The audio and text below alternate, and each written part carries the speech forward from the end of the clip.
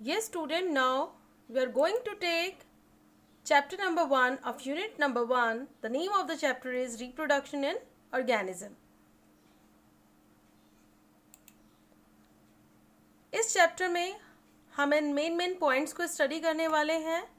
ये पॉइंट्स हैं number 1 life spawn, asexual reproduction, then sexual reproduction, then events in sexual reproduction.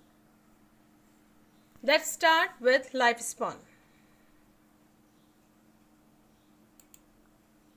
Lifespan, the period from birth to the natural death of an organism represent its lifespan.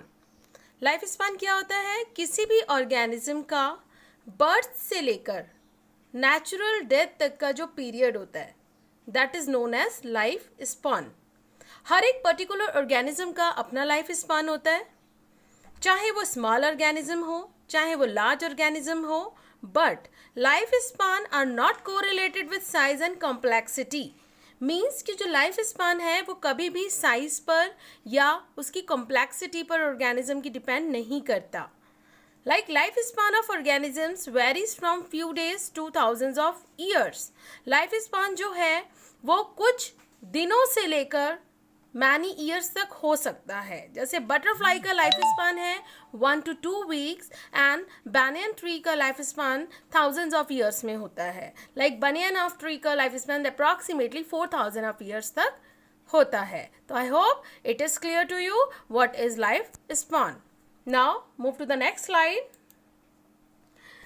You can see here is a chart. You can see this chart in your NCERT book also.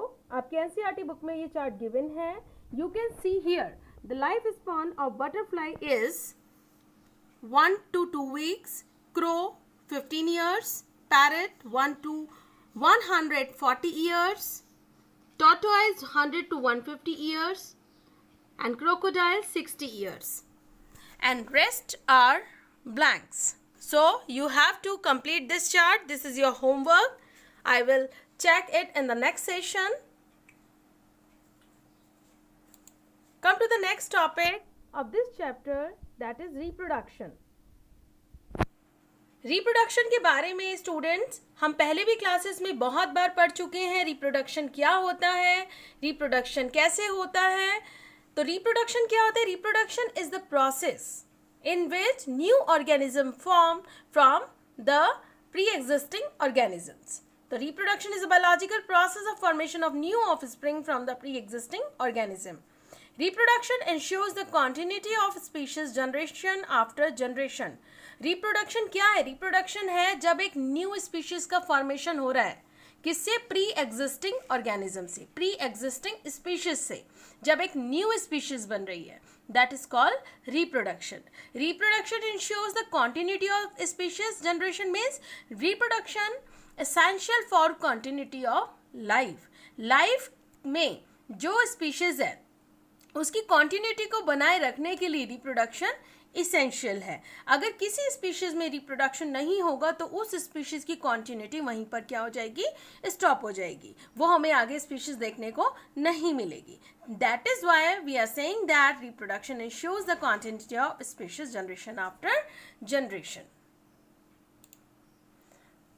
Thank you student. I hope